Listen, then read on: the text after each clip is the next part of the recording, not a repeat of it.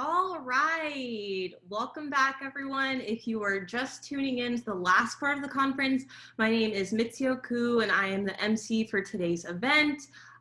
We are at the last portion of the conference and we are going to start the beginning of the end of this event with our What's Next Roundtable. I'm personally really excited for this next topic as I am or have been with all the topics in this conference, as it speaks to the vision of the future of design in terms of diversity and the call to actions we all need to take to keep this conversation going until we basically don't have to ask this rhetorical question of where are the Black designers anymore. So we have some pretty heavy hitters on this panel. First off, we have a very familiar face on this panel, Elaine Lopez, who is representing the Education Institution of MICA as an associate professor of graphic design, Kelly Walters, who's representing the Education Institution of Parsons School of Design as an assistant professor of communication of design, Alexandra Cunningham Cameron, who will be representing design as an institution and as a museum institution as a curator of Cooper Hewitt Smithsonian Design Museum. Then we have Chris Livaudet as a voice for the industrial design community and as a representative and executive director of the IDSA Design Institution. And last but not least, we have Antoinette Carroll as a former voice of AIGA and a true leader in disrupting the design community through diversity and with her company, Creative Reaction. And I know we posted that we have a mysterious guest, and so for a treat, we have someone special moderating our panel. She is a best-selling author. A lot of you guys might be familiar with one of her books called Bad Feminist. She is basically the queen of all badasses. Please welcome Roxane Gay. Hello, Mitzi. Thank you. It's great to be here. And I'm really looking forward to this conversation because it's necessary. And so as we think about where do we go from here, I am really interested in finding out from each of the panelists, what do we do next, especially in your discipline? How do we move forward with all of the energy that has been gathered, not only here, but in the world beyond this conference, to make sure that change happens and that it lasts? And so I'd love to start with Antoinette. All right, hi everyone. So what do we do next? I think one of the first things that come to mind for me is one, acknowledging the fact that Black designers are already here. The question is, where are all the Black designers? But they're here, but many times we have these systems and these barriers and these institutions that are in the way and not letting them be great. And so one of the first things I would say where we go next is honestly to get out of the way and let them take the charge and let them lead. Like in our work at Creative Reaction Lab, we primarily are working with Black and Latinx youth to become these redesigners for justice. And honestly, part of that is thinking through the lens of how do we hold ourselves accountable and not just also think through this work in a very passive lens. I think there's this mindset that if I'm just showing up, then that's enough. And this is the same when it comes to like diversity, because to me, diversity is kind of on the same level as like tolerance. And I honestly don't want anyone to tolerate me. I want to be in a space that I belong. I want to be in a space in which I can be my best and authentic self. I want to be in a space where we're not just striving towards the world of equality or even the world of equity, which is the work I do, but we're striving towards the world of liberation and looking at it through the lens of not just individual, but collective liberation. And so for me, it's how do I support the youth in the community that are already doing amazing things and just amplify what they're doing, amplify their voices and provide a space for them and leverage my power and access on behalf of them. And so the next part is one, acknowledging what has happened historically and not erasing that, because I think that is something that also tends to happen in this space, is that we seem to honestly many times not know our own history, and that is intentionally designed, but bringing up that history, looking at what people are doing currently, and also thinking about the people that are looking at design through the lens of future setting and systemic opposed to just through the lens of craft. Absolutely. That's a lot, but I think that's all awesome. And I hope that everyone gets on board with that, because I do think right now we need radical ideas. And unfortunately, Black people exist and Black designers exist and have been in this industry since its inception.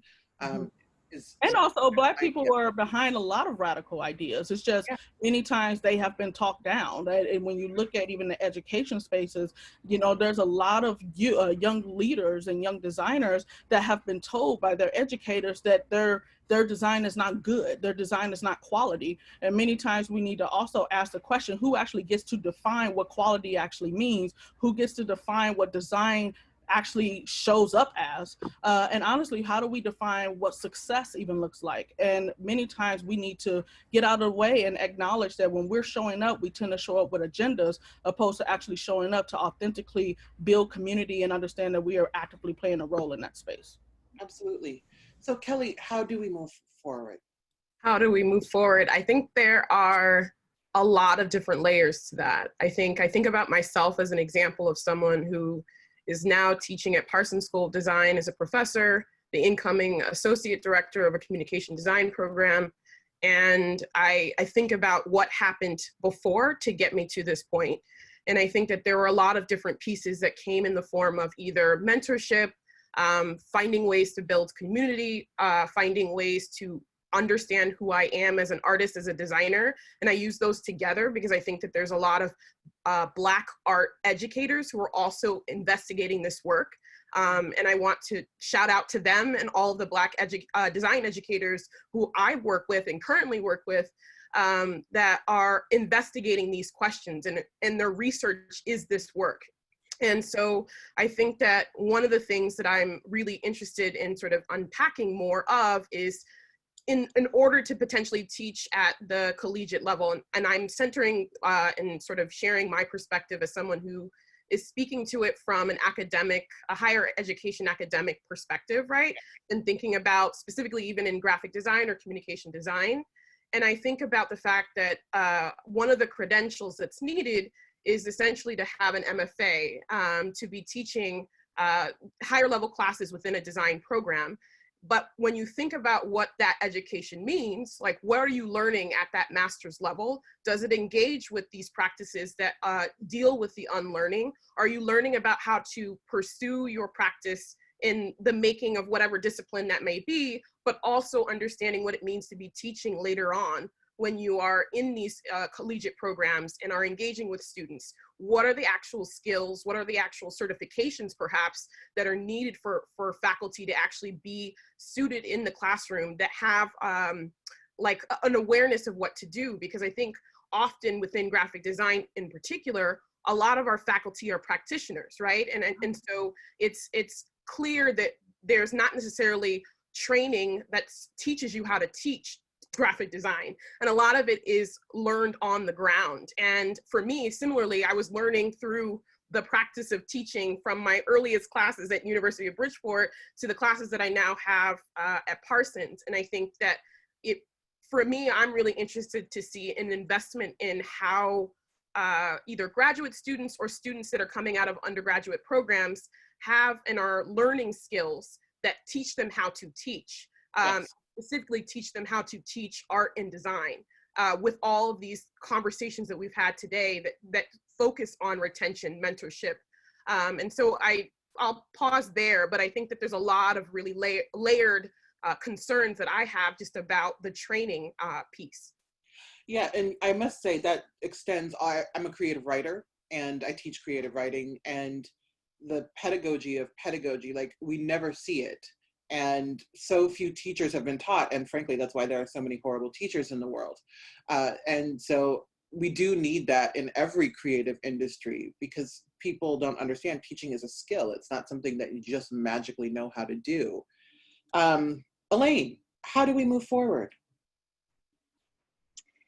Yeah, so, you know, I think for a field like graphic design that's so rooted in critique, we're really bad at feedback, especially when it comes to issues of culture and diversity. I think it's super ironic, right? But to me, that actually comes down to the values of white supremacy that are really grounded in this field. Like if you look at the list provided by Surge on their website, and I'll post a link on the Slack to that, things like perfectionism, sense of urgency, paternalism, all of these things are basically design in a nutshell. So I think we really need to unravel all of that in exchange for collaboration, generosity, humility, like, and these are the things I bring into my classroom. Something that brings me a lot of hope right now for the future is all of the student activists working across the country right now, crafting brilliant lists of demands. I mean, you'd think they were all attorneys, but there are students coming up demanding what they want out of these institutions. So I think this change is happening, it's gonna happen, and it's like, get in or get out, because I don't think students are gonna continue to tolerate, you know, paying what they're paying in tuition to not receive the education that they want. They're actually more educated than me half the time. And as a professor, my job is to facilitate them, to give them confidence, to encourage their growth. I'm not trying to tell anyone how to do anything. I just want them to continue to grow and to leave these institutions ready to start their own businesses, ready to challenge what exists. And honestly, I'm really tired of graphic design just in service of capitalism. I think graphic design is such a powerful tool, and we need to be using it to talk, to educate people about different cultures, to learn just in a lot of different ways that are currently not being used. Alexandra, how do we move forward? You're muted.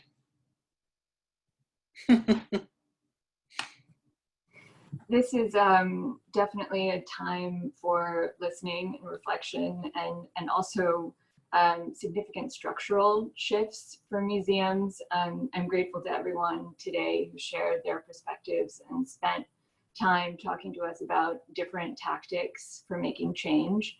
You know, museums have a responsibility to make diversity, equity, inclusion a reason for being. We have missions that revolve around the preservation of culture and the sharing of knowledge, and that work can't be done with a white homogenous staff. It can't be done in physical or virtual spaces that aren't centering diverse communities. It can't be done while holding on to imperialistic values. And so, you know, this process starts with frank examination of how museums have contributed to inequity in society, including examining our own internal culture and whether diverse staff feel safe, valued, like they belong, who holds leadership positions, how are conflicts resolved, are policies transparent. All of this informs who succeeds in the field at large, and also what museums bring to their audiences. And it's true that it's difficult to do this work without support and internal activism. Cooper Hewitt has been working with consultants over the last year to help us evaluate our own practices and create a path towards an organizational culture that's equitable and inclusive.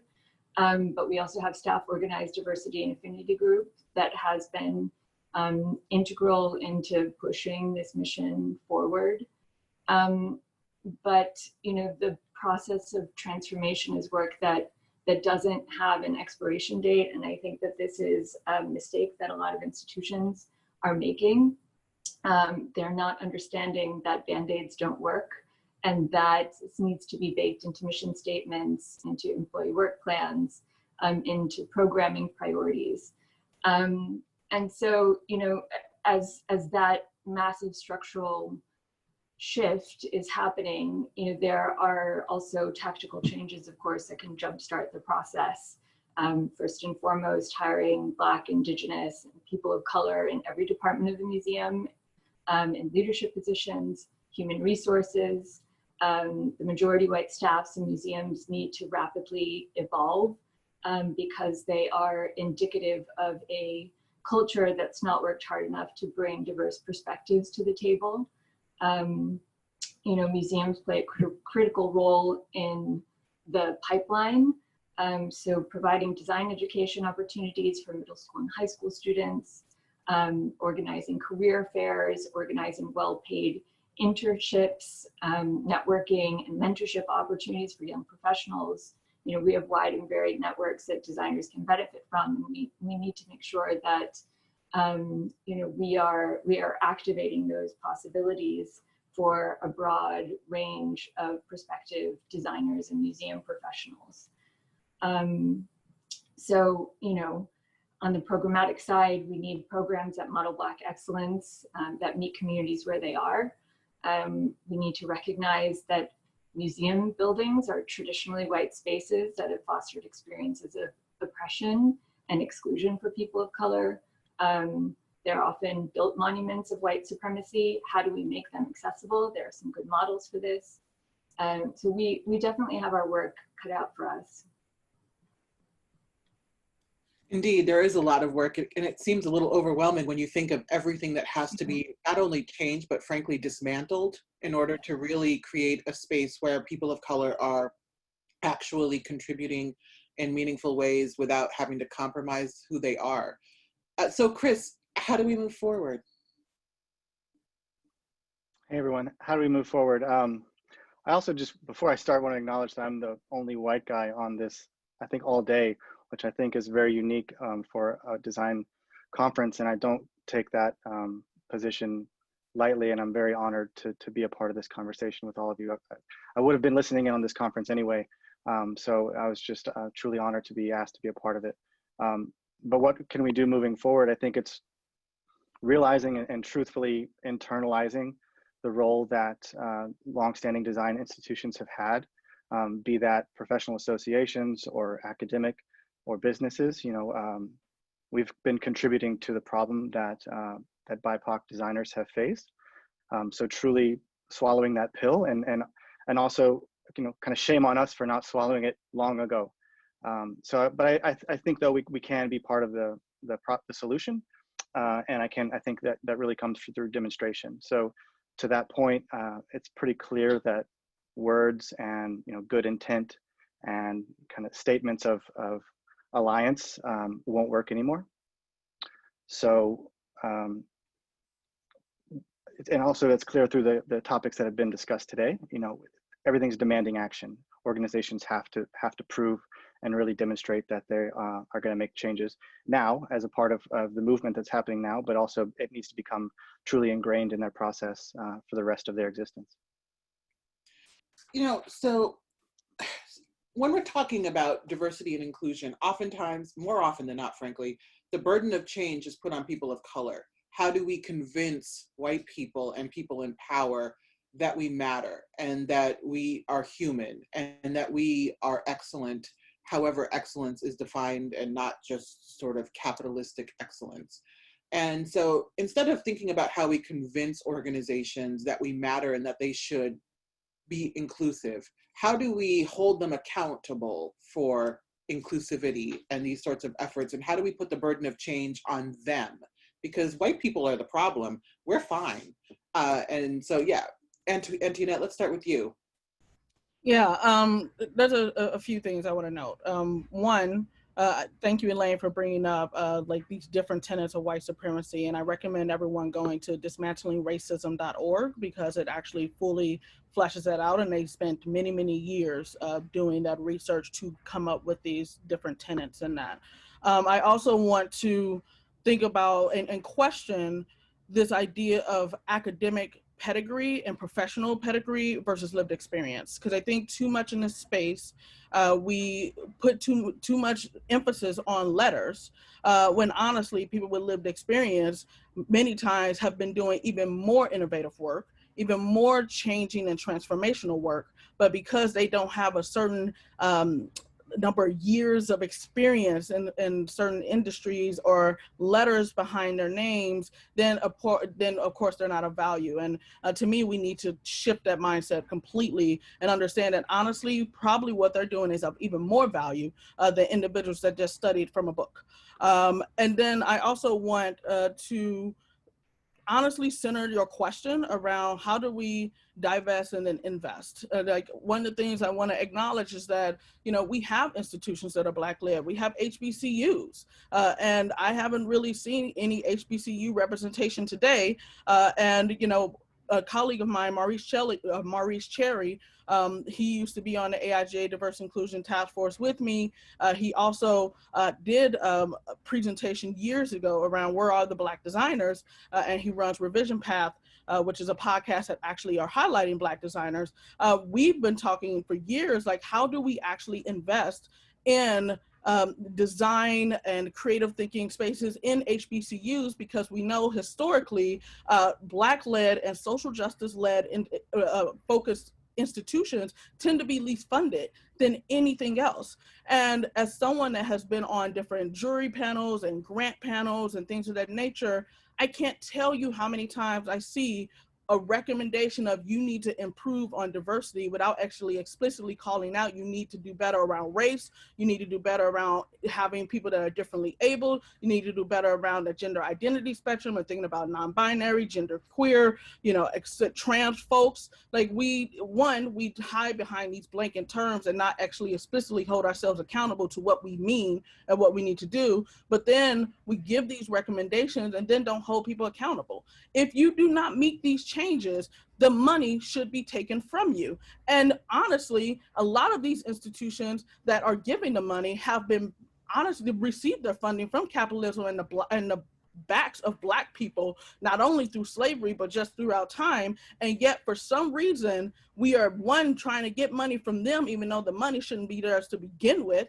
But then two, when they do give the money, they give them chump change, opposed to actually giving these large investments into these institutions that are honestly doing the deeply embedded work. When we talk about scale, we are so focused on scaling of breadth opposed to actually scaling of depth, which I think Black people have a very strong ability to do and has been creating that impact so much over time. And so if you're not going to meet these changes that we are recommended, and I'm not going to give you 2 years, I'm not going to give you 3 years, because equity is messy. But if you can't make a change in 1 year, then my money needs to go somewhere else. And these hiring institutions need to think that way. As consumers, we need to think that way. Why are we more okay with highlighting designers and honestly agencies and educational institutions that have been admittedly doing this work wrong and not including Black people, but yet at the same time are not supporting our own institutions that honestly would need our support and help, because they've been doing the work, but they've been doing it with scraps. And that's one of the things about Black people. We're resilient. We always say that, you know, we can make lemonade out of lemons, but damn it, how many times do we have to keep doing that?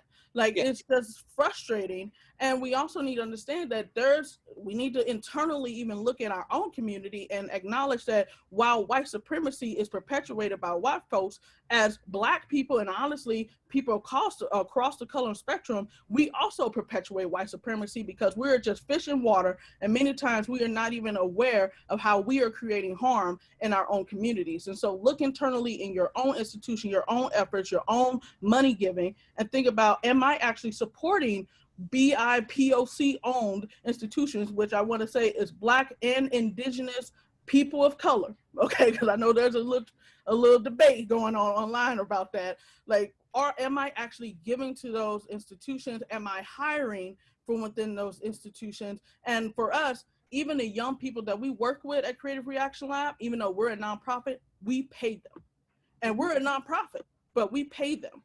When I'm looking for vendors, I'm asking for POC recommendations, because too many times we're so used to just giving our money away and not thinking about the power that money holds. And honestly, people weren't trying to hear Martin Luther King and Malcolm X once they started talking about economic shifts versus just let's come together.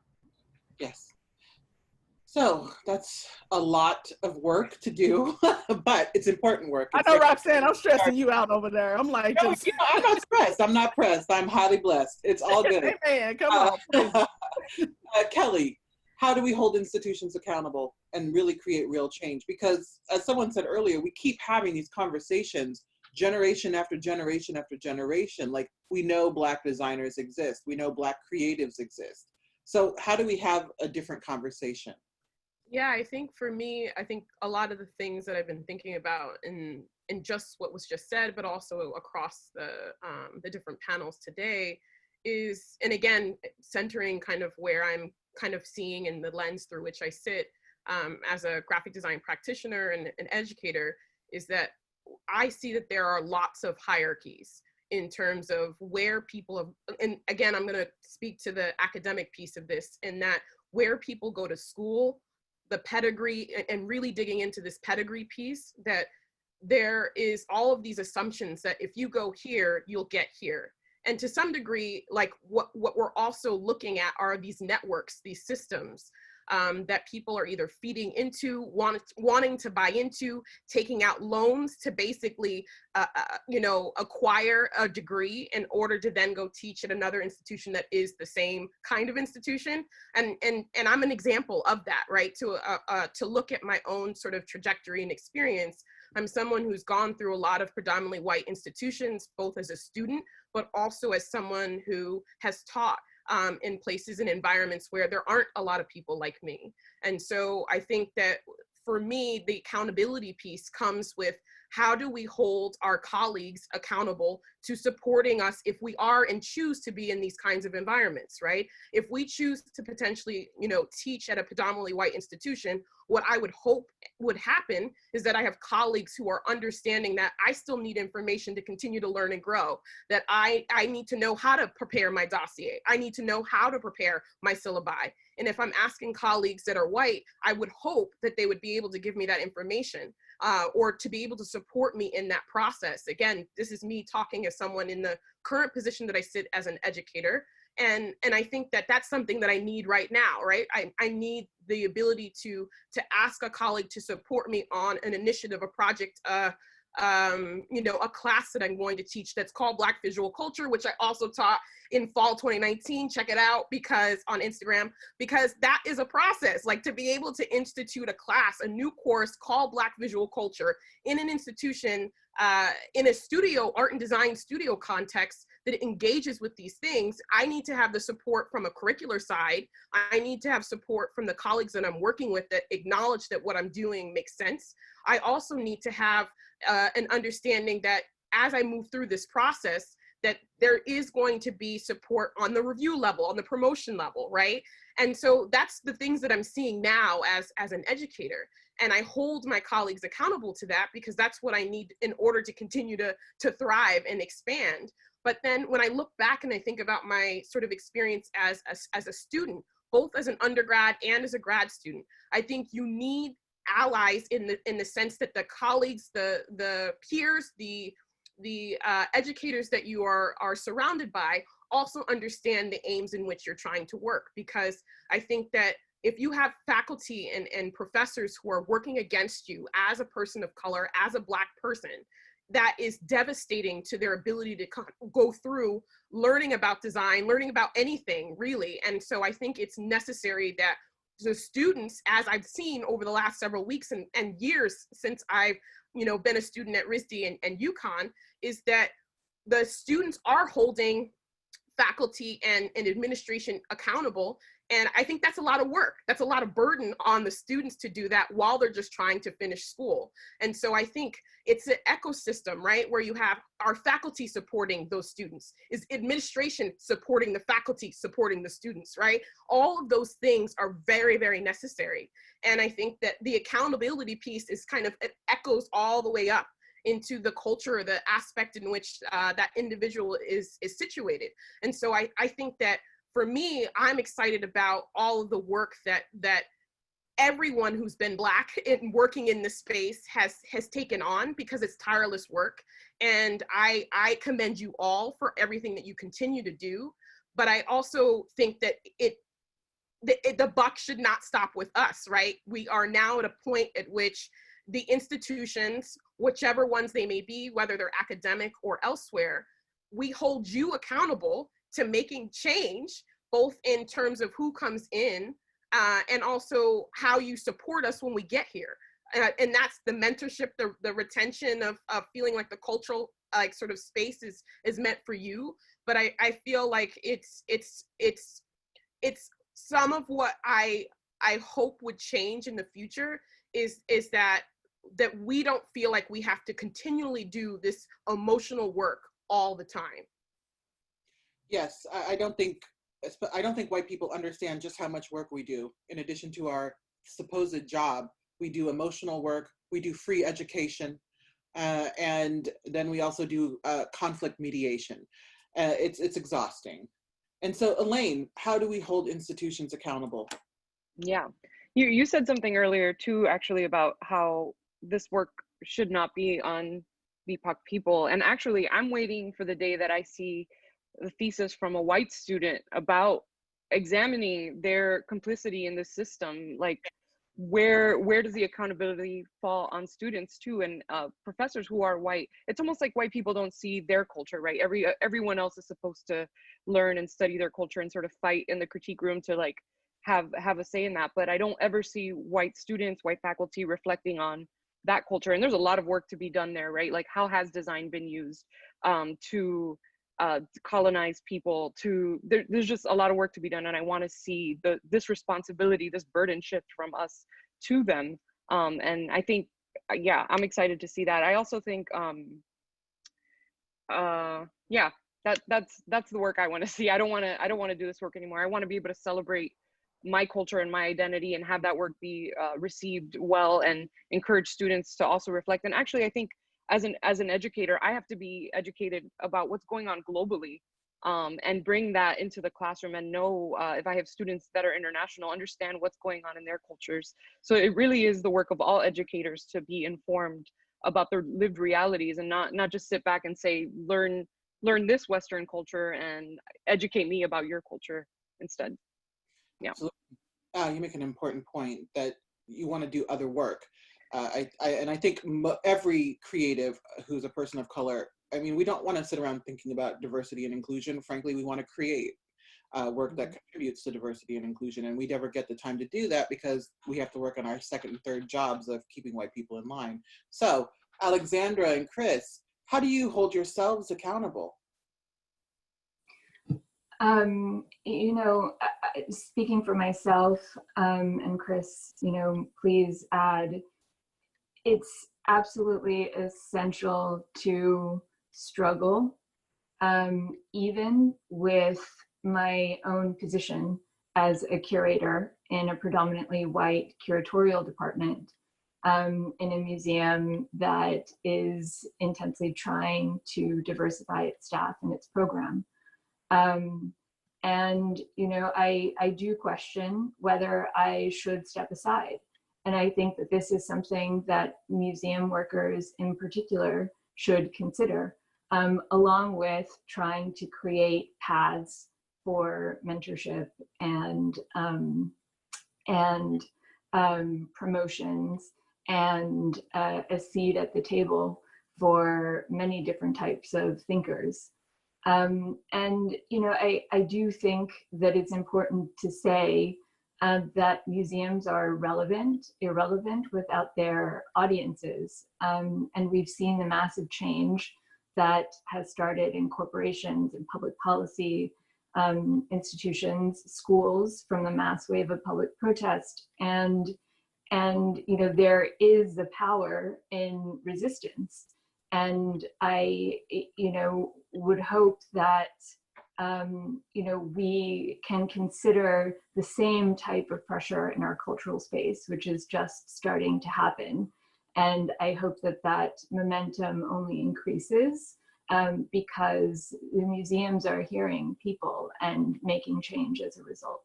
Mm-hmm. Yeah, I mean, on the subject of how can the public hold these organizations accountable, the short pieces that came to my mind was just simply money, energy, and support, right? Like if you aren't seeing the action that you wish these organizations should have, then simply don't support them. And maybe that's part of the reason why this event itself is even happening, right? The organizing team didn't wait for some other institutional body to pose this provocative question and to put this event together. It's kind of amazing how quickly they were able to stand this thing up, where other organizations might have gotten lost in their own internal process to put something like this together. There's another event I just wanted to shout out too, called the Hue Summit, that's happening next month. If you should check that out as well. And IDSA is proud to support that event as well. But I think the other piece from our standpoint, from a professional association that I'm trying to build and do, is actually get out of the way. We have 50 years of history, 50 years of legacy, some of it good, some of it bad. We need to kind of push the bad parts to the side and then rebuild what we need to be a better, different organization in the future. Part of that is getting our own egos and getting our own selves out of the way so that we can input the framework with different voices and different people and different types of design. And that's I hope that's what I'm trying to do with my term here at IDSA. And I would hope that other organizations follow suit. Excellent. So I just have a couple more questions before we open it up to the audience. And so if anyone in the audience has questions, you can use the Q&A feature and we will try to answer your questions. And so for these questions, anyone can answer. One of the biggest challenges that people of color tend to face in predominantly white organizations is that they are told that they're not a culture fit. And I think that this has been the bane of many Black people's existence. And so how do we reshape what we understand as culture so that culture does not mean what heterosexual white middle-class men want, and to encompass the lived realities of people of color, of people with disabilities, of working class people, and so on, so that these institutions really just rethink how they function? And anyone can throw out an answer. So I want to jump in on that one. So I know in 2019, Fast Company put out an article around how we need to challenge the idea of cultural fit and actually look for more of a cultural ad. I personally have more been focused on values fit than cultural fit. And so at Creative Reaction Lab, we have very clear values. It is something that we literally, every individual measures themselves in their department on every month. It is something that we discuss literally in all performance evaluations. We literally hold ourselves accountable to it, because I'm not talking about those statements or like, let's list out some values, put it up on the website, oh, it looks pretty, and then we don't hold ourselves to that. Like for us, our values, some of our values are like power shifting. And so we asked the question, when have we shifted power? I asked myself, when have I moved out of the way and let some of maybe our younger team members actually be the lead, opposed to me actually being the first and only person talking? You know, we also have humility as one of our values, where we actually internally talk about bias. We talk about white supremacy. We talk about colonization. We talk about, like, do we have elements of ageism here, and we need to challenge that, and how do we hold ourselves accountable to that? And to the point where it's even embedded in the process that we use. And so a lot of the institutions need to center more around values and actually holding themselves accountable to that, even to the point of, and one of our interns actually suggested this, when you are starting a project, the first question you should ask is, what bias am I bringing into this room? And every person should be answering that, because everyone has a bias. If you think you don't have a bias, if you think you don't have prejudice, you are lying to yourself, and you are complacent, and you're just creating more harm. But I also want to add another component, that we also have power. And so, and as individuals, I recognize the power I have years ago. When I go in and I interview with people, I didn't give up my power. I let them know very clearly who I was. I am a mom of twin sons. I am a Black woman. This is what you're going to get. And if one of my closest friends, Timothy Barlevins, he shows up and says, I'm Black, and I'm a Black man, and I'm a Black gay man, this is what you're going to get. And I actually have had mentors, because I hear mentorship a lot. Mentors also can cause harm when they have become complacent in the system, because they've had to also wear a mask to survive. And so I've had mentors tell me, no, don't show up and tell them who you truly are, because then you wouldn't get the job. If you cannot accept who I am, I don't need to be here.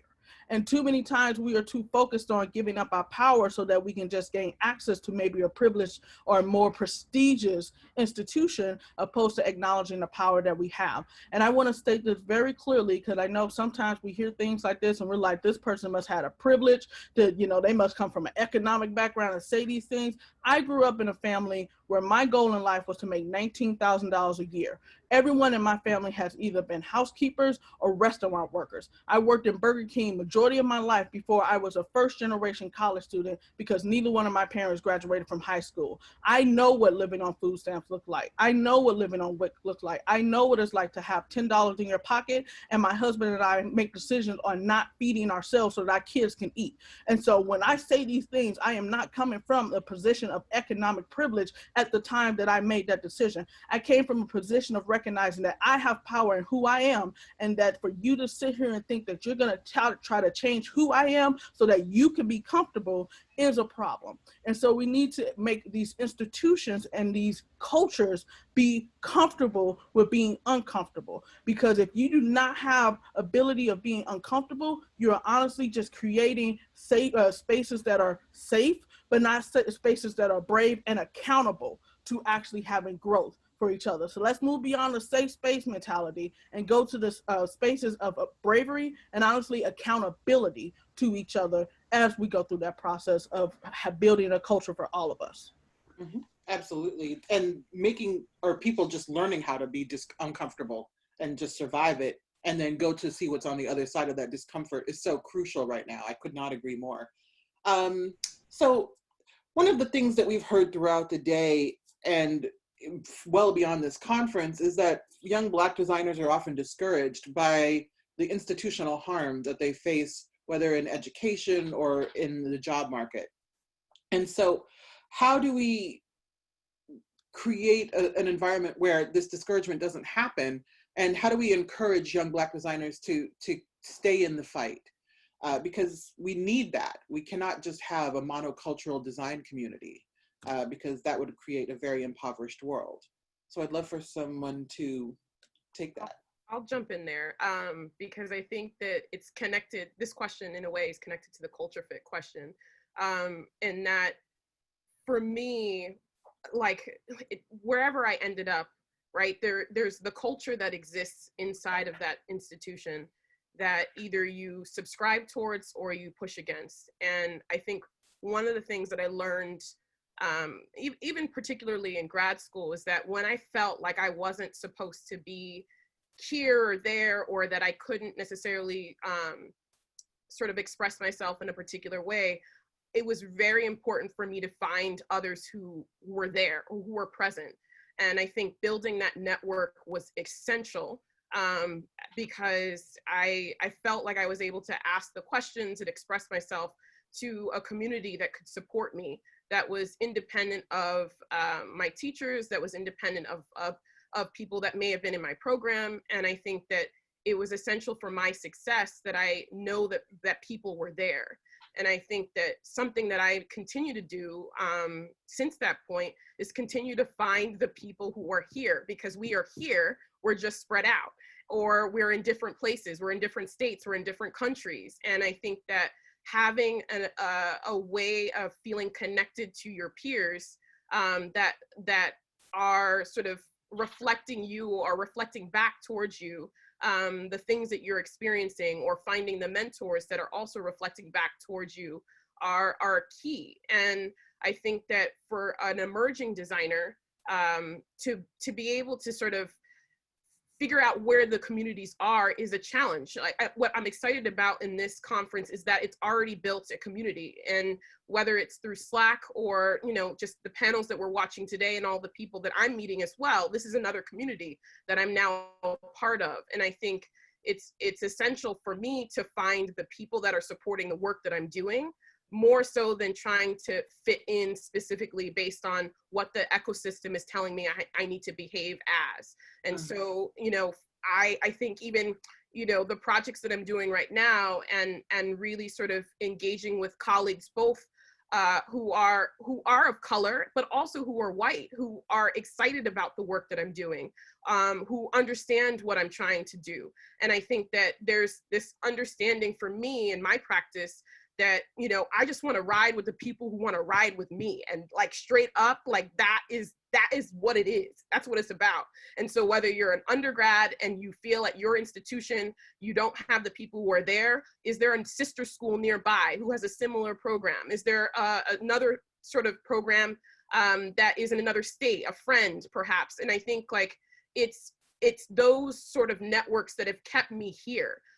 It's those networks and ways of engaging outside of where I sit that keep me moving forward. And I think that my, I guess, best advice for designers emerging in this space is really to feel like you have a network that moves beyond the country that you're in, that moves beyond feeling like it only has to be these people from this school at this time who went through at this, you know, in this way. It's like breaking down your preconceived understanding of who can be your design ally.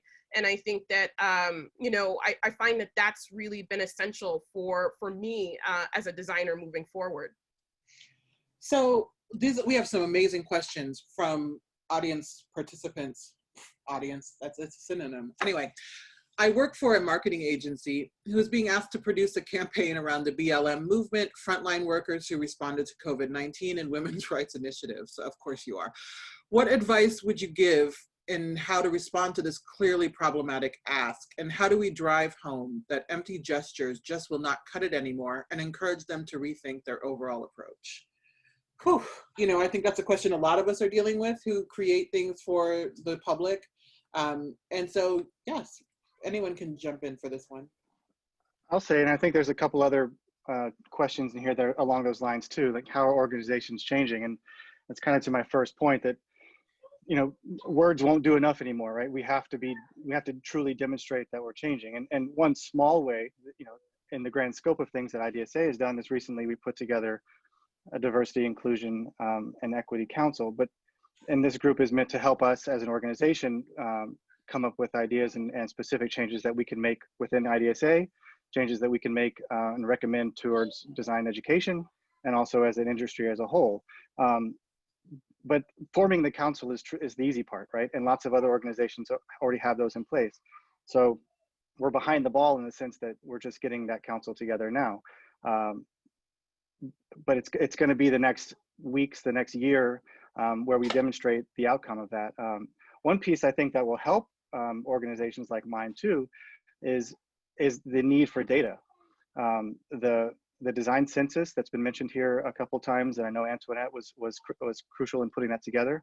From my perspective, that has to continue, and it requires a cross-industry organization collaboration to keep that going, and keep it be as a main tool to collect robust and accurate data, because this will help us make more strategic, more mindful, more purposeful decisions when we're trying to direct funding or when we decide to what kinds of programming we need to build.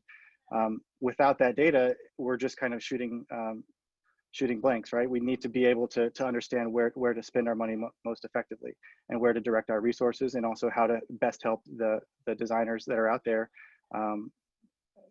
with the resources that they need and they're asking for. Mm-hmm.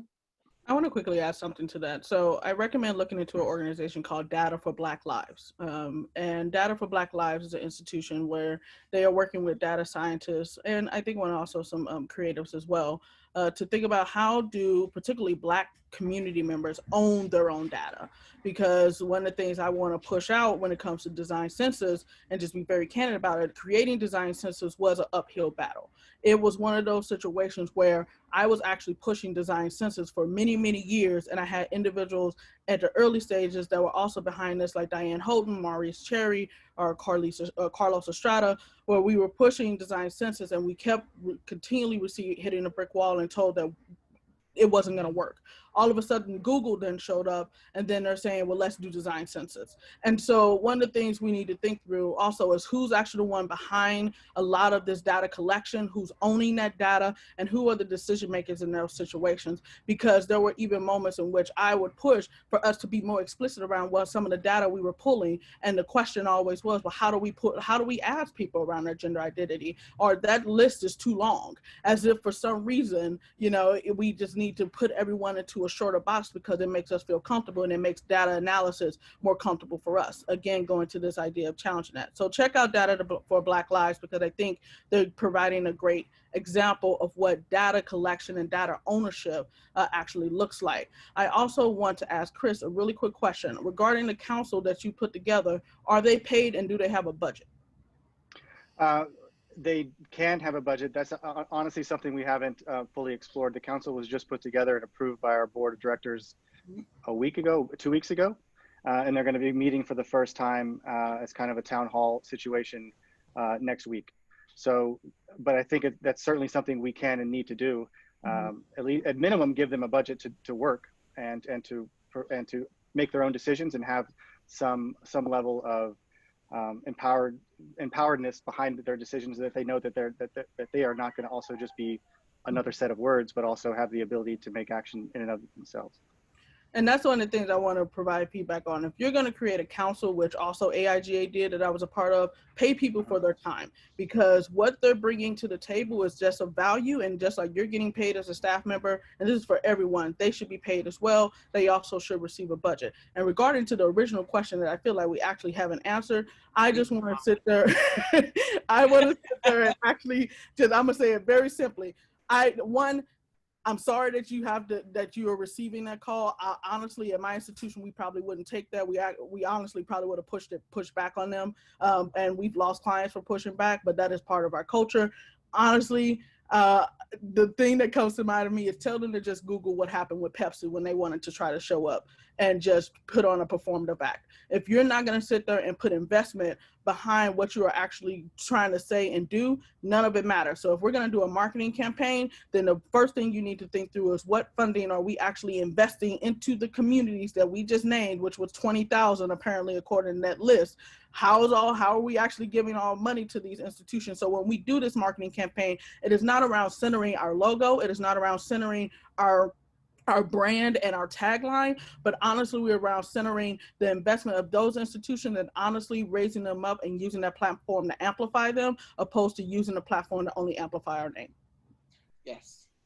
I think, yes, a lot of people are getting that call, and you do have to push back. You have to let them know that right now, people are not looking for half-assed measures. They're looking for genuine engagement with these issues beyond a pretty little Amazon commercial about how their employees are doing well, when we know that you won't pay them $15 an hour. We have the internet now. And so you just have to let them know that it's not going to fly. So we have several questions that are actually really kind of heartbreaking. And the gist of the question is, how do I survive in the design industry as a Black person when my evaluations are always dinged because I'm Black, essentially? And how do I explain myself to recruiters because I've been terminated for my affect because I'm Black? And so what kinds of advice and solace perhaps can you give to people who are suffering? This is also with Culture Fit, who want to do the work that they want to do and who are excellent. So how do we encourage organizations to change their metrics? And how do we make employee evaluation less subjective? I want to jump in and say that just based on my own personal experiences, I had a lot of jobs, and for a lot of different reasons that I later realized wanted to leave because I was experiencing like weird microaggressions and trauma. And it took me a long time to realize that that's what it was. But currently, I'm really skeptical of any organization, frankly, even maybe the institution I'm working for. I'm really conflicted, and I'm a big fan of decentralized networks and just working independently and working with people I want to be working with. So reaching out to a nonprofit directly and providing the skills and services that I've become proud of. And like Antoinette said earlier, like I'm learning my power and my abilities, and I don't know that I even need a company anymore. Like I can do so many things that I've learned throughout my career. And that's what I try to empower my students. Self-publishing is really big right now. Even writing, like I feel like I was always good at writing. I was always good at designing, and I spent $100K in grad school only to realize like, oh shit, I already knew all this. Like, okay, and now I'm teaching students, and I know that they're getting into debt too. And I'm like, I feel really complicit in this. This is a really messed up system. So I don't know. I think there's a lot of models out there now. Like I'm actually currently taking a class with the School for Poetic Computation, and they're really transparent about their finances. We're doing a class online. I think there's a lot of models out there of other places that are not these big institutions, these big companies. Like a lot of these companies, and I thought this for a while, like I've been paid at companies. I think the time I was paid the most was when I was actually doing the least. Like these structures no longer work, and they're just excuses to pay people because capitalism in general is broken. So for any designer feeling worn out, mental health is a really, really big problem in this industry. Like half of my students are in therapy and or on medication, and that's myself included, right? Like what is going on? This is graphic design. Like it's shapes and letters. Like we should be happy. Like, so I don't know, just opt out and find places that bring you joy. I have to give a shout out to Antoinette and Kelly Walters, who have been people who've helped me achieve my success, right? Just by giving me the space, providing me speaking opportunities. Antoinette was one of the few people who supported the work I did with this survey back in the day, and I didn't even know her yet. So just find the people that are there to support you and opt out of those places that are not helping you. Yeah. So, you know, it's interesting that this conference is called Where Are the Black Designers? But speaking to what you just said about mental health and how everyone's on medication, I also include myself in that. I think perhaps the question we should be asking is, how are the Black designers? And if we're asking that question, what kinds of things are you doing as designers of color? So I have two last questions, and one is for the people of color and then one is for the white people.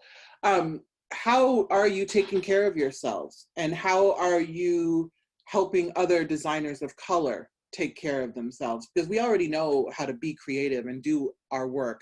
So how do we care for ourselves in anti-diverse environments? Well, I'll jump in here. I think in reflecting on the last several months, I think with COVID, with George Floyd and all of the recent murders that we've seen publicized, I think for me, it's been a lot. I think that, you know, it compounds on things that we have already been experiencing for years. And I think what's been tricky, I think, in the last few weeks specifically, is sort of navigating dialogues with other colleagues or friends or peers, people reaching out, trying to see how you're doing, how everything is.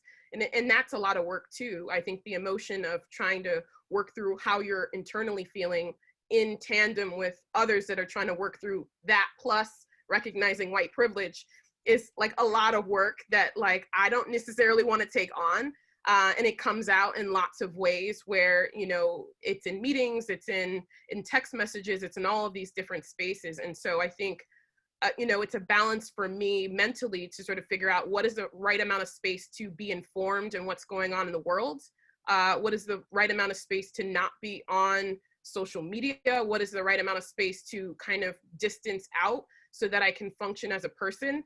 And I think what's also really challenging is that, you know, these conversations that have been talked about today are the critical component of my practice and my research. It's what I'm looking at and investigating. And so to see it sort of blow up in this really interesting way over the last like several weeks, you know, it also is tied to much other sort of long-term projects. And I think I have to figure out the right balance that gives me space to pause, because all that the work that is happening by the designers, the activists, the protesters, everybody who's doing really essential work right now, they're working towards the things that we need. And I'm recognizing that I also can take a minute to take a step back, and that there are people who are at the forefront of this right now who are saying and doing and activating, and it's okay that I'm not necessarily doing that all too at the exact 100% level, because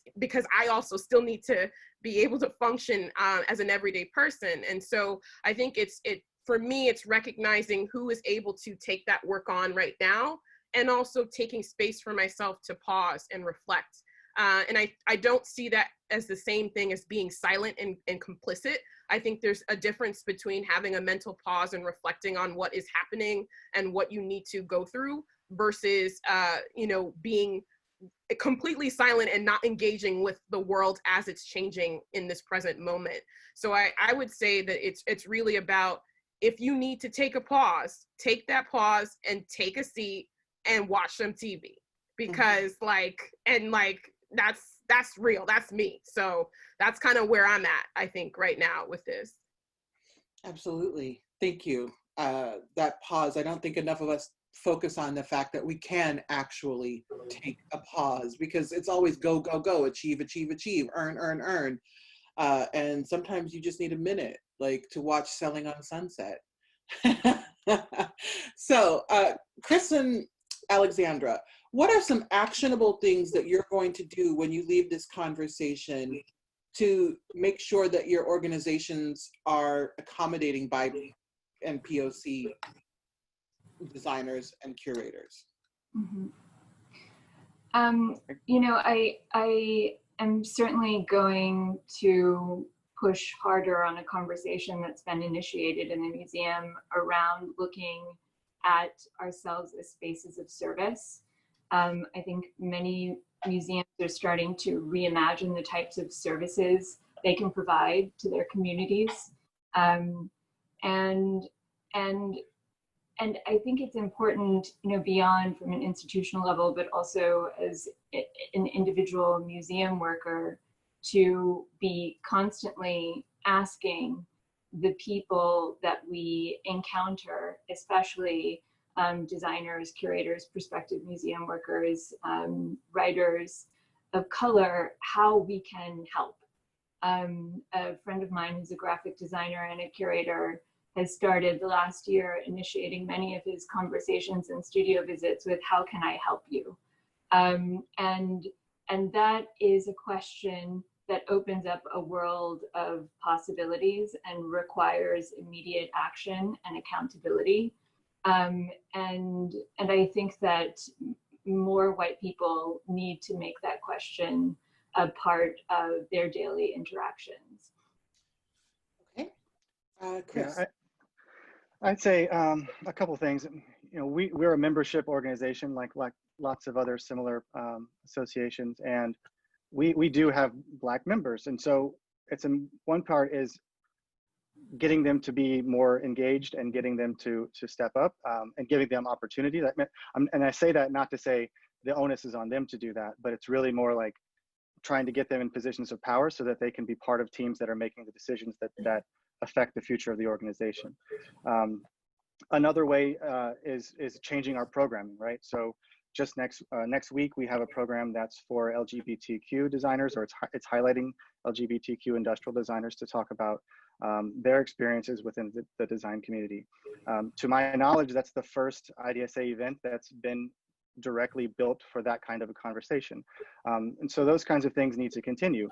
The other piece that we're doing internally is, it's also part of the work of the council that I just mentioned, is writing more protocol and guidance and specific mandates when it comes to things like the composition of our board of directors, or the composition of our other committees, or the composition of our conference lineups. Writing clear specifications that these things must and need to have clear and demonstrated diversity across the board.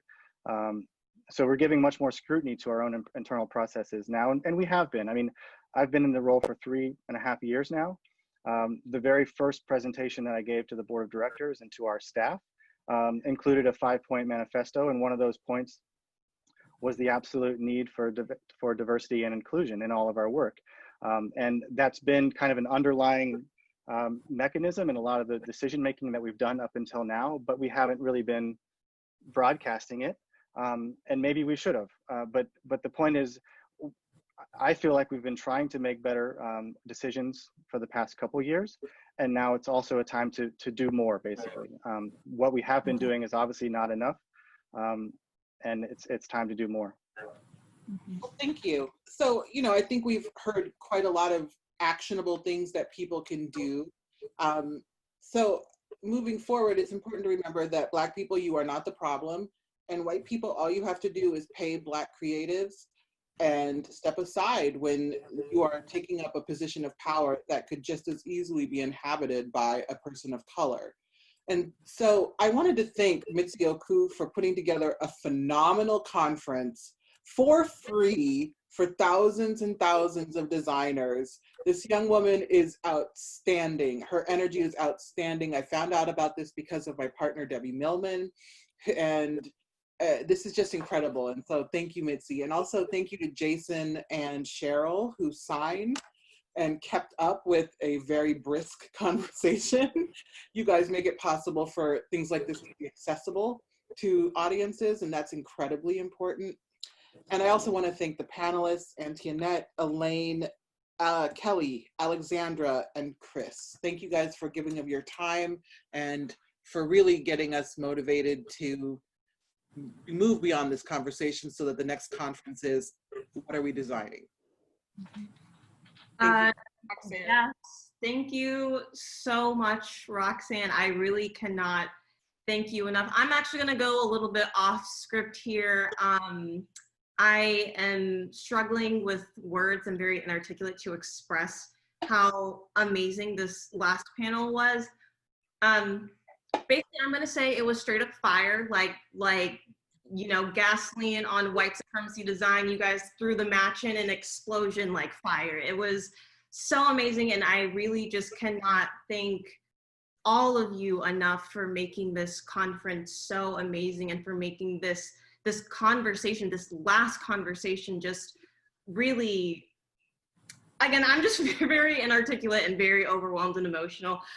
So I'm going to shift back to my script and say, thank you all so much for talking about the future of this space. It's very much appreciated, and I'm really excited for everyone to take lessons from this and bring this back and hopefully, you know, continue moving this change on towards the future. And again, I'm going to keep saying it, but thank you, thank you, thank you, thank you, Roxanne. Thank you to all the speakers, everyone. So yeah, I'm gonna let you guys go because I have to shift to what's next for the Where Are the Black Designers. But again, thank you all so much. Thank you, everybody. Thanks, Thank you, everyone. Everybody out in the ether. Thanks for tuning in. I appreciate it. All right, so we are going to shift gears, and I'm gonna present the call to action edition of what's next for Where the Black Designers. So let me share my screen. Let's see.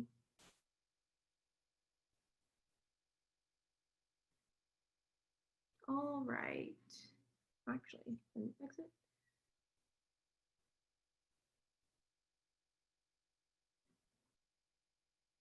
All right, perfect. Can everyone see my screen, especially without my speaker notes? Okay, I think that's a go ahead. So again, I just want to thank all the speakers for their incredible time and energy that they've put into this conference to educate us all. But that being said, this is not over, y'all. Again, this is not a moment, this is a movement.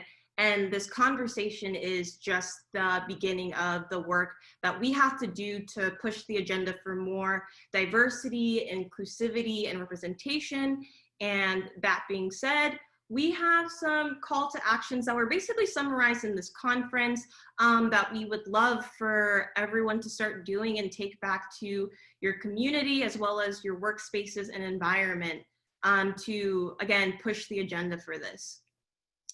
So to all Black designers, you heard it from Roxanne and everyone on that panel. Keep doing you, keep being your awesome selves and making statements in the world by being Black and creative in what are some trying times of change today. And then to all of our non-Black designers, educate yourselves. So the burden of education needs to be shifted from BIPOC to white allies. It is not our job to educate you as it is 2020, and the beauty of our time is that there are so many resources, peers, and allies that you can learn from. And then dismantle the quote unquote ideals of white supremacy that are embedded in workplace culture. And the next point can speak to that. So check yourself before you wreck opportunities for Black greatness. So take some time to look at yourself and ask if what you are doing is creating opportunity or taking away opportunity for Black voices. And then be an advocate for Black designers, okay? Be aware of your privilege, help dismantle white supremacy by making room and space for Black voices and help amplifying them. And invest your time into the community. And to all companies, right, just put your money where your mouth is and hire Black creatives and stop policing who we are in the workspace. So when I say that has to do with tone policing, which Kennedy highlighted in this conference, and perfectionism. So we need to try and break down who is defining what is perfect, because it leaves little room for mistakes, which speaks to the statement of when BIPOCs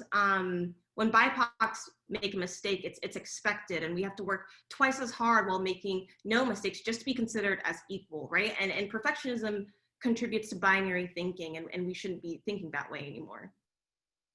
And to educational institutions, increase the amount of scholarship to Black students. So one of the obstacles that Black and Brown designers have to overcome to become a designer is the unaffordable cost of higher education. And this issue is perfectly articulated in Cheryl D. Miller's print magazine article, Black Designers Missing in Action, where she explains that most Black students need financial aid to go to these expensive academic institutions, and that given the cost, most Black students aren't even financially prepared to compete with other applicants to these institutions. And we also want you to provide actual mentorship and opportunities for Black students, as well as hire more Black professors. Representation matters, and there needs to be more Black professors that students can look up to, relate to, and aspire to be. So we have a few announcements for what's next for us. And that is, we are actually looking to turn into a nonprofit. Thank you to IDEO.org and the Design Vanguard again for supporting us with this. But we're basically looking to get money to basically invest in the community. And we are continuing our ways of engaging this community and providing opportunities for Black creatives. So we will have a few amazing announcements coming up soon that we're going to tell you about collaborations, creative competitions for Black design students, and portfolio reviews with major tech companies. Our Slack community, which I can see has been like super lit all day, will remain active and continue to grow. And we will continue to invite employers to share jobs with Black designers. And we're going to continue sharing our resources, and we're going to continue amplifying the voices of Black designers because we've just all been here all along. So we said what we said, and that's the conference.